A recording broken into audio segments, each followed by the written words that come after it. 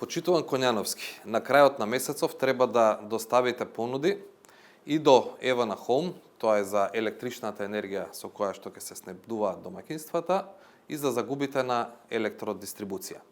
Практично од овие две понуди ќе зависи цената на електричната енергија за домаќинствата и за малите фирми. На почетокот ме интересира која е актуелната производствена цена на ниво на ЕСМ и на ниво на РЕК Битола. Да, така е. Ние ги правиме завршените анализи. Производната цена во овој момент во најголемиот енергетски комбинат РЕК Битола е 136 евра за произведен мегават сат електрична енергија, а на ниво на ЕСМ производната цена е нешто повеќе од 118 евра за мегават сат енергија. Но не можеме само така грубо да ги земеме тие податоци, него ние размислуваме малку и тоа што ќе се случува во наредниот период, односно нашите плански активности за наредната година.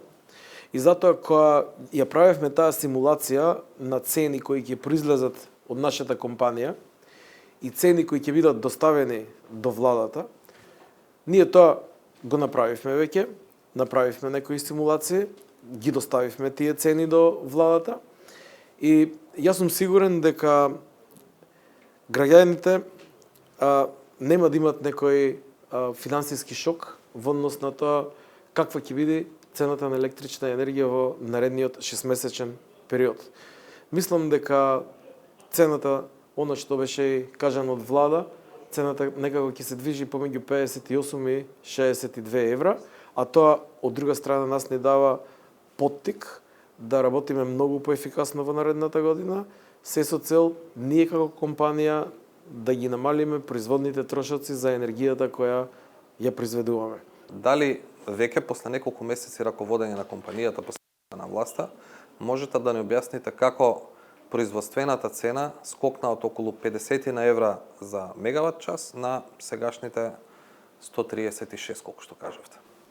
Ако се анализира периодот од 10 години уназад, ќе се види дека производната цена во РЕК Битола и општо во нашата компанија се движела некаде од 25-30 евра, па имало секоја година благо покачување за последните 2 години да има навистина енормни покачувања.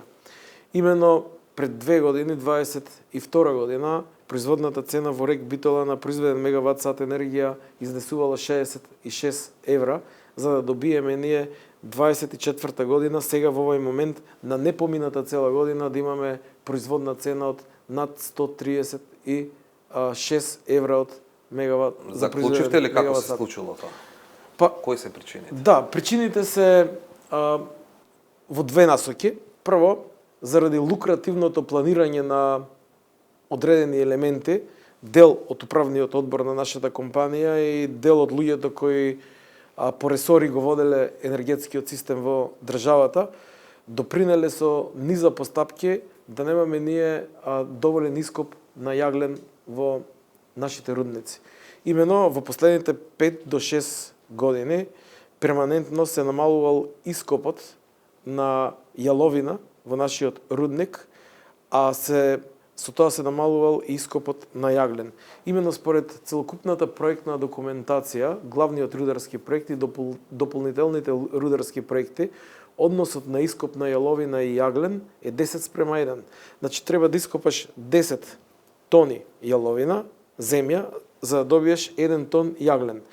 Но тие биле фокусирани само на јагленот и доведовме до една ситуација сега да немаме рамнотежна состојба, да не можеме да вадиме јаглен и то плански најверојатно се правило за да се овозможи на одредени компании да увезуваат јаглен во државата. А 22 година имаме производство од 5 милиони тони јаглен од нашиот рудник во Суводол, 23 година имаме 3,7 милиони, за денес да имаме веќе околу 2,3 милиони тони ископ. И не е прашањето дали ние сакаме да експлоатираме јаглен, дали можеме да експлоатираме јаглен. Проблемот е во тоа што нас поставеноста сега на самиот рудник не ни дозволува од безбедносни причини да експлоатираме јаглен. И тоа го правиле перманентно, тоа ми се докажува во повеќе извештаи кои ги правевме во последниот период. Имавме извештај од Рударскиот факултет во Штип, да се потврдиме на тој извештај, повикавме еминентни стручни лица од нашите соседни пријатели, кои исто така ги покажаа причините зошто се случува денес да немаме таква издашност на јаглен од нашите рудници. И тоа немидовно по-прецизни на кој период алудирате? Па алудирам на период на последните 5 години, затоа што сите извештаи од еминентните професори кажуваат дека 5 години уназад не се работело спрема проектите во рудникот. Не се експлоатирала јаловината и јагленот според проектите. Според последниот годишен извештај во 2023 се потрошени рекордни 47 милиони евра за ископ на јаглени на јаловина. Каде отишле тогаш тие пари? Па тоа е симптоматично како ние од 22 година го намалуваме производството од 5 милиони тони годишно, па имаме производство на 3,7 милиони годишно за 23 година, а ова година веќе до 9 месец имаме нешто околу 2,3 милиони тони ископ на јаглен, а цените на услугите се зголемуваат. Имено цената на ископан тон јаглен од нашите рудници 22 година изнесувал некаде околу 11,5 евра, за 23 година да стигнеме до фантастични 27 евра по ископан тон јаглен, а за ова година до 9 месец да имаме производна цена на ископан тон јаглен од 37 евра. Тука се гледа лукративноста на сите работи што ни се случуваат во рек Битола. Значи, од една страна, ние немаме можност да копаме јаглен, од друга страна зголемени се трошоците за ископ на јаглен во рек Битола, а од трета страна увезуваме или јаглен или електрична енергија. И така ќе биде во наредниот неколку годишен период, додека не ја стабилизираме целокупната состојба, затоа што она што е запоставено во претходните 5 до 6 години, не исполнувајќи ги условите и работите кои ги побарал проектот од самите изведувачи, ние денес ќе треба да го надополниме тоа, но тоа не може преку ноќ. Тоа треба да го направиме во наредните 2 до 3 години и целта ни е веќе за третата година од сега да минимални количини на јаглен или се увезуваат или воопшто да не увезуваме. Таков ни е планот. Сега би ве прашал дека минатата недела вие ни одговоривте дека имате сомнежи како се воделе одредени постапки, предпоставувам ова што сега го кажавте влегува во тој корпус. Но би ве прашал попрецизно конкретно за кои постапки имате сомнежи и какви точно сомнежи? Прво сакам да нагласам дека се уште, значи повеќе веќе од 2 месеци во нашата компанија се наоѓа Државниот завод за ревизија и прави ревизија на целокупното работење на нашата компанија. Второ, исто така, сакам да нагласам дека веќе новите тендери кои ги подпишуваме со одредени економски оператори, можеме да видиме дека се со пониски цени од 10 до 30%. Трета работа која сакам да ја нагласам, очигледно е дека услугите и стоките кои доаѓале во нашиот комбинат биле по енормно високи цени. Например, не е можно транспортните ленти кои доаѓале од еден производител од Бугарија една година да коштат околу 350 евра за метро должно, а другата година да коштат 550 евра за метро должно. Не е нормално одредени други делови кои влегувале во нашата електрана со цени од 100, 200 или 300 илјади евра, денес да коштат 500, 600 или 700 илјади евра. Такви примери има премногу и мислам дека финансиската полиција и другите институции веќе работат и превземаат соодветни мерки и многу брзо ќе излези на виделина кој, што и зошто правил во нашата компанија. Но пред се, некој им дозволил на луѓето тоа да го прават, некој им дозволил да имаме нарушена состојба во рудникот и повторно ќе кажам, тоа е добро, лукративно испланиран проект. Не е можно да не знаел менаџерскиот тим за тоа што ни се случува во рудниците во рек Битола, дека наредната година нема да имаме јаглен тамо. Не е можно да не знае Министерството за економија, кое фактички го предлага енергетскиот биланс на државата што му се случува во рудниците, а денес гледаме, деновиве гледаме како еден поранешен министер за економија, опозиционо се поставува, би рекол, добро, со критики кон СМ, а при тоа одговорноста била кај нив, одговорноста била кај него. Одговорноста била можела да се со нивното делување можеле сите овие работи да се спречат, но очигледно не била таа идејата. Значи, вие обвинувате и владиниот врв и менаџерскиот тим во тоа време за злоупотреби или само за недомакинско работење, бидејќи тоа се два различни термини? Па јас би кажал дека самата влада е доминантен собственик на нашата компанија. Сите извештаи за работата на нашата компанија стигнуваат до влада. Сите извештаи за нашата компанија пристигнуваат до Министерство за економија. Енергетскиот биланс го прави Министерството за економија. Нормално го правела, бидејќи сега имаме веќе ново министерство. И не е можно некој да не знае што се случува во компанија, како растат трошоците, како расти производната цена во нашата компанија, како расти производната цена во РЕК Битола, како се намалува ископот на јаглен во РЕК Битола, како паралелно на тоа расти цената по ископан тон јаглен во РЕК Битола. Значи, добро, лукративно, смислен проект за уништување на нашата компанија, а при тоа исто така добро испланиран проект за увоз на јаглен и ние дефинитивно станавме зависни од увозот на јаглен во овој момент, ако сакаме да имаме производство. Би ве прашал, пред да преидеме на увозот на јаглен, би ве прашал само уште едно прашање, а тоа е дека една од компаниите кои што ВМРО ДПМН како опозицијска партија особено, а и потоа ја посочуваше како една од сомнителните, условно кажам, или вклучените во овие лукративни интереси, беше компанијата Марковски компании. Но и сегашното раководство повторно потпиша договор со неј за ископ на јаглен за други работи. Зошто сега повторно вие работите со истата компанија? Како тоа треба да се разбере во јавноста? Значи, ако ние имаме индици кон одредени компании или кон одредени личности, не може да не го почитуваме законот и да не склучиме договор ако согласно законот за јавни набавки истата компанија понудила најниски цени. Цените кои ги понудила, јас го проверив тој тендер за кој вие зборувавте, цените кои ги понудила таа компанија на последниот тендер се далеку пониски од она што истата компанија го понудила претходно за соодветните активности. И на крај на криштата целта ни е компаниите без разлика кој да се чувствуваат партнери на енергетскиот систем во државата на нашата компанија. Без такво партнерство, без коректен однос, без чувство на тие компании кон самата наша фирма, мислам дека резултатите нема да бидат добри. И затоа порака е ова до сите компании.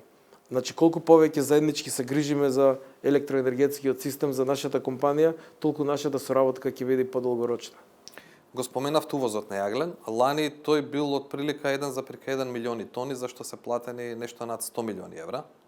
Во исто време употребени мазут од околу 28 милиони евра, повторно рекордна сума. Прво би ве прашал колку јаглен вие планирате да увезете до крајот на годинава? И зошто повторно од истата фирма од која што увезуваше и претходната гарнитура? Значи, има неколку работи кои сакам да ги потенцирам околу вашето прашање.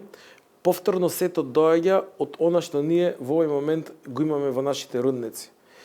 Бидејќи имаме нарушена технологија на ископ во рудниците, бидејќи се работело надвор од проектна документација, денес немаме откриени блокови на јаглен, каде што можеме да вадиме квалитетен јаглен. И затоа, наместо проектираната калорична вредност на јагленот, спрема проект кој го има во Суводол, од околу 7000 килоџули, повеќе од 7000 килоџули врз килограм, денес таа калорична единица е многу помала. Колку имате полош јаглен, толку повеќе треба да употребите во самиот тој процес мазут во согорувањето. Но, околу ова сакам да ви нагласам дека нашата заложба е воведување на жестока технолошка дисциплина при работата во рудниците. И тоа можам да ви кажам дека имаме многу добар резултат во последните месец дена. Значи, ние од првата недела во октомври имавме потрошувачка на мазут од околу 35 грама на произведен киловат-сат енергија, па таа се намали на 27, па 18, Така да последната недела од октомври тие анализи ние веќе ги имаме направено и ни зборуваат како треба да работиме. Го спуштивме производството на потрошувачката на мазут на 8 грама на киловат сат енергија. И тоа директно е поврзано со таа технолошка дисциплина во рудникот. Колку Тоа се почист вредности јаглен, од пред 5-6 години, кога потрошувачката на мазут е под 10 практично. веднаш да кажем дека ние би сакале уште утре да се вратиме на тие податоци на тоа производство на електрична енергија, на тоа производство на јаглен на нашите рудници, но нашата желба нема да може да се исполни за многу брз временски период. Ние очекуваме цел ни е 27 година, 28 година да дојдеме до проектните можности кои ги дават нашите рудници, да ископаме некаде околу 5 милиони тони јаглен и тоа од брод гнотино и од суводол, да ја зголемиме технолошката дисциплина, да можеме да вадиме покалоричен јаглен со поголема технолошка дисциплина и да го намалиме учеството на мазутот, затоа што тие ни се дополнителни трошоци. И затоа велам дека и кога проектиравме таа цена, кога ги дававме нашите трошоци, кога разговаравме со владата околу тоа како идната година нашата компанија би се поставила во однос на креирањето на цената, ние ги имавме предвид и тие заложби дека со ефикасна работа, со добар систем при работа, дека ние ќе се потрудиме веќе наредната година да имаме намалена цена на произведен мегават сат енергија од нашата компанија за некои 30 до 35% од сегашната. Не ми одговоривте директно колку јаглен очекувате да увезете до крајот на годинава и по која цена ќе се увезува, односно колку пари очекувате да потрошите за таа намера. Лани беа околу 100 Ние активиравме веќе еден договор кој беше постојан во нашата компанија кога дојдовме, но се уште не беше активиран и разговаравме со увозниците, со собствениците на рудникот и успеавме Рудникот е од Грција, така? Да, фабриката, рудникот е од Грција и успеавме да добиеме 10% намалување на цената. Или ако тој договор на 500.000 тони коштал 35 милиони евра, ние успеавме само со еден договор за еден ден да донесеме добар добит за нашата компанија од 3,5 милиони евра. Исто да го направивме и со другата грчка компанија, наидовме на разбирање, ни ги намалија дополнително цените, разговаравме за зголемување на квалитетот на јагленот кој го добивавме и денес ние имаме 10% помали цени на оние договори кои ги имавме. Морам да напоменам дека согласно сите наши согледувања, согласно извештаите кои ги добивме од Рударскиот факултет од Штип, согласно извештаите кои ги добивме од професорите од надворот, еден наша соседна земја кои беа да ги увидат состојбите и едноставно да не посоветуваат како понатамо, ние ќе треба да вложиме дополнителни средства и дополнителни напори во нашите рудници и веќе тоа го правиме, така да за многу брзо време ќе треба да способиме еден нов систем на откоп на јаглен со наша механизација, со наши транспортни системи, со наш ротобајер, со наш одлагач.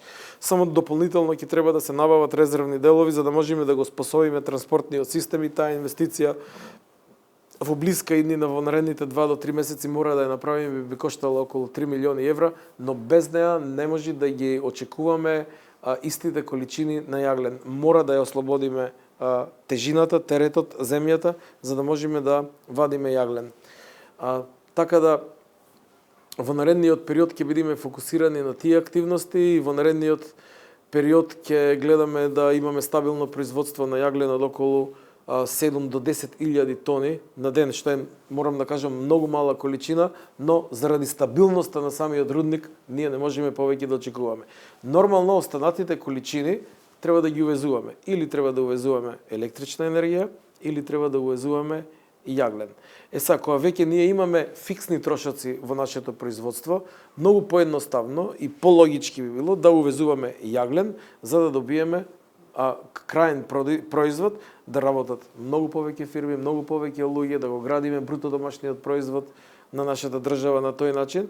И за таа работа ние испроектиравме еден многу амбициозен план за производство на електрична енергија за наредната 25-та година, каде што планираме производството на РЕК Битола од 2,5 илјади гигават сати да го подигнеме на 3,5 гигават сати.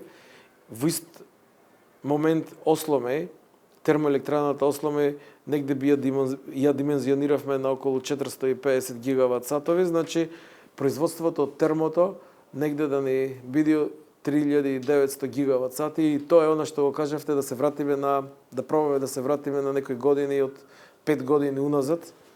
И тоа ќе го направиме со амбициозна работа, но морам да кажам и со дополнителен увоз на јаглен кој ние го немаме. На тој начин, Значи годинава колку би имале како увоз? Лани бил 1.000.000 тони, 1.100.000, така? За годинава дали имате проценка? Тенденцијата е доста неисто да се зголеми малку или ќе се намалува? Тенденцијата е со зголемени количини околу на увозен јаглен од околу 70 до 80% да го намалиме увозот на електрична енергија на, би рекол, 10 до 15% од она што увезувавме до сега. Значи, енормно намалување на увозот на електрична енергија со наше производство, но бидејќи јагленот нормално ние го немаме, мора како ресурс да го обезбедиме.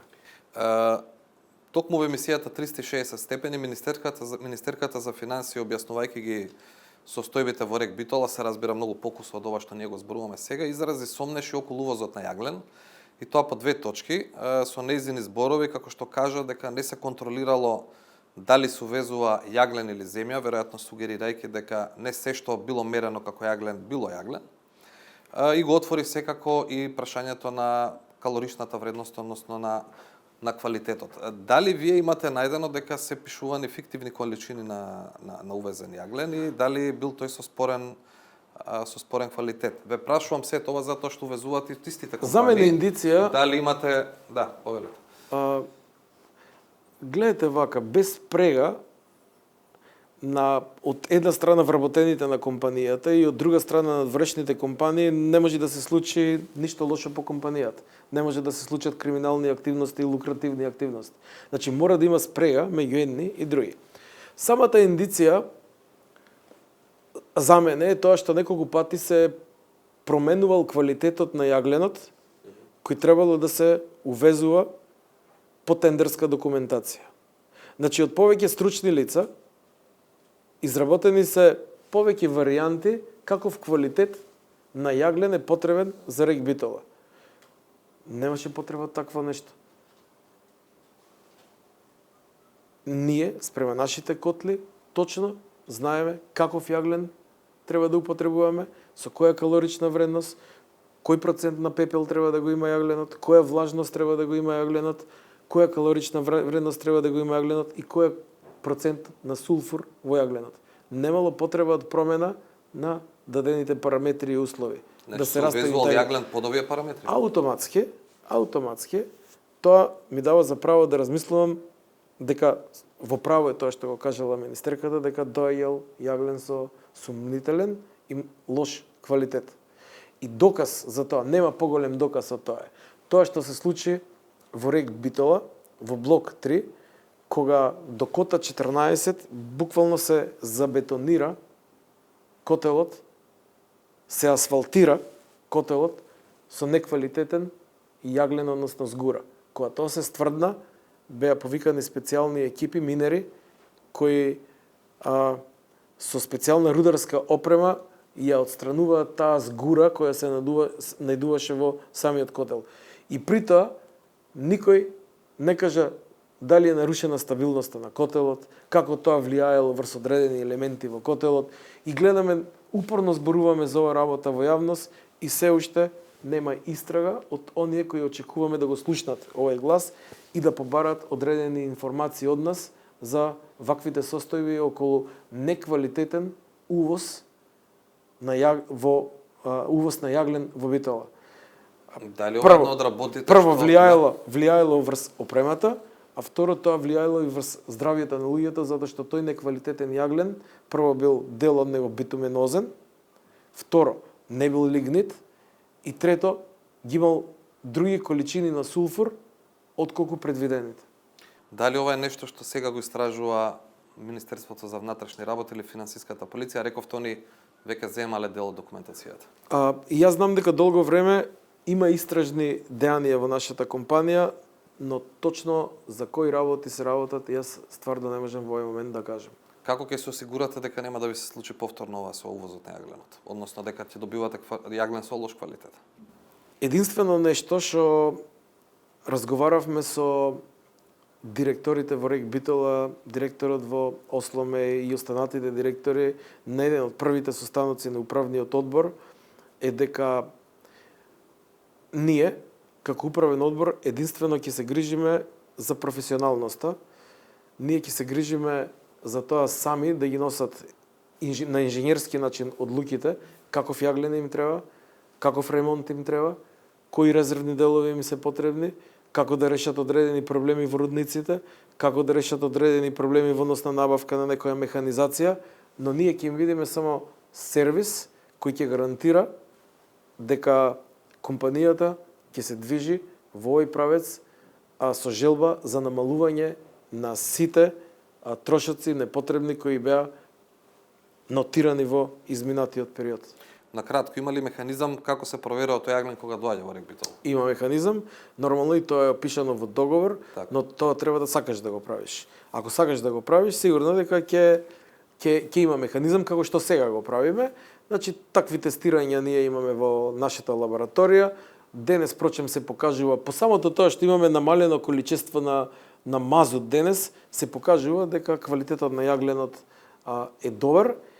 И можам да ветам само дека ние ќе продолжиме да работиме со фирми кои ќе увезуваат квалитетен јаглен согласно спецификацијата на нашите котли.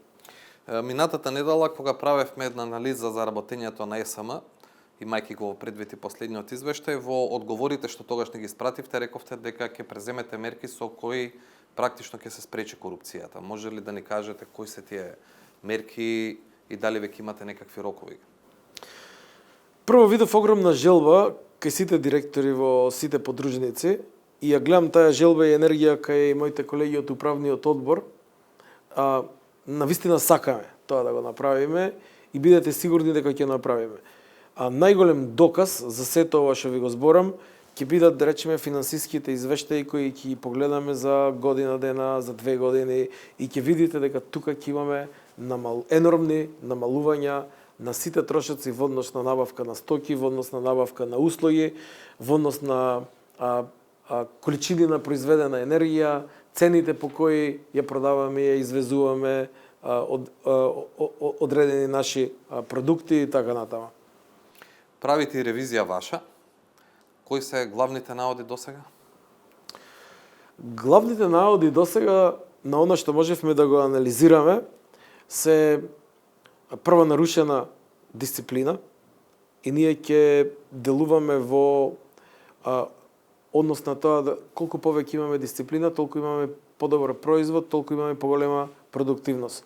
Второ, анализите ни покажаа дека имаме многу големи цени добиени во тендерските постапки, а имаме исто така и постапки каде што се пријавувале само една компанија, каде што се одело на електронска аукција, па се добивала највисоката цена и така натаму. Значи, веќе дадовме налог да нема такви злоупотреби и проверуваме во однос на тендерските постапки да добиеме што е можно повеќе учесници на тендерските постапки, да не се случува да добиеме само една или 2 компании.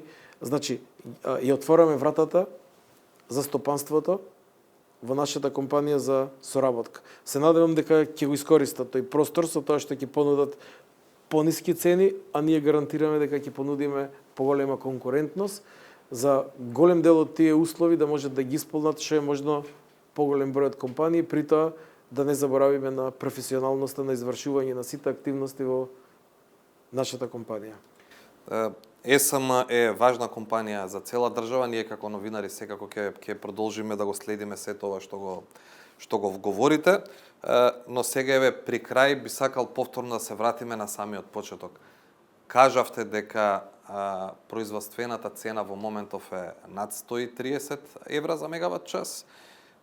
Знаеме дека цената по која што ЕСМ ја продава струјата на Ева на Хоум, а која што завршува нели кај домаќинствата е околу 60 евра, што е двојно поевтино од производствената цена, како ќе постигнете вие иста цена за продажба кон Ева на Хоум, ако производството ви е двојно поскапо, а владата вели нема повеќе да ве субвенционира?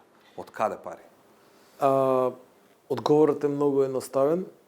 Со домаќинска работа, со коректен пристап, со сакање некои работи да се завршат, со знаење при извршување на тие работи, со професионалност, ние веќе наредната година очекуваме 35% да ја намалиме производната цена, можеби и повеќе, но ево да останеме на таа бројка, а веќе секоја наредна година да ни паѓа производната цена на еден произведен мегават сат енергија. Јас ви напоменав веќе со нашите проекции негде од 2027 година не ќе пробаме, него ќе мораме да кренеме и домашно производство на јаглен, со тоа ќе се намали потребата од увоз и би се вратиле, како што вие кажавте, 5, 6, 7 години, 10 години уназад во однос на производството. Да сме начисто, двата капацитети кои ги имаме за производство на примарна енергија за јаглен, нас не дават можност според проектната документација некаде околу 5 милиони тони, но тоа во овој момент не можеме да го постигнеме и нашите проекции се дека тоа ќе го постигнеме во 27 година, но тоа ќе биде малку и ако сметаме за дополнителни количини на јаглен, тоаш ќе треба да водиме грижа и за или дел од тој јаглен мала количина да го увезуваме или дел повторно да го направиме од сопствено производство до моменти додека не бидеме спремни да ја завршиме таа енергетска транзиција. Дали очекувате компанијата да продуцира загуби во овој период поради таа огромна разлика помеѓу продажната цена и производствената цена? Загуби дефинитивно ќе има, но доколку нашата симулација говори следно, дека доколку продолжевме ние да работиме во истото темпо, со истото производство, со истите количини на увоз на електрична енергија, со истите количини на потрошувачка при производството, во тој случај загубата, симулацијата беше дека загубата ќе изнесува околу 132 милиони евра. Но со она што ви кажав, дека ние направивме сосема поинаков план за производство за наредната година, каде што ќе зголемиме производство, ќе намалиме увоз на електрична енергија, веќе ќе дојдеме на некоја блага загуба, а веќе наредната година планираме и да излеземе од тие позиции, некој да не нарекува загубар. Благодарам многу на времето. Благодарам и на вас.